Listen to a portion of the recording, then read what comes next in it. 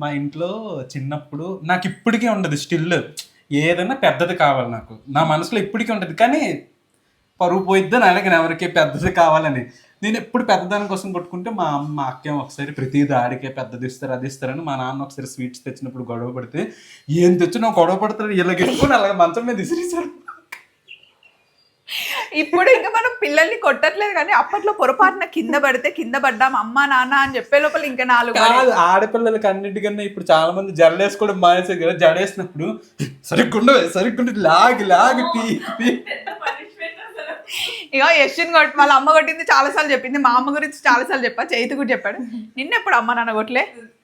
జాంపుల లెక్క ఇంటి చుట్టూ 3 జామ చెట్లు ఉండేవి. మా అమ్మ నేను ఏమన్నా చేశాను అంటే కనుక ఎక్కడో తీసుకుని పిల్లలంతా కొట్టేది. ఒకసారి నేను సంతోష్ అంటే ఎండాకాలంలోనే చీపురు గట్టలు అమ్మే వాళ్ళు వచ్చేవాళ్ళండి. మా మమ్మీ సంవత్సరానికి సరిపడా చీపురు పుల్లలన్నీ కొని పెట్టేది.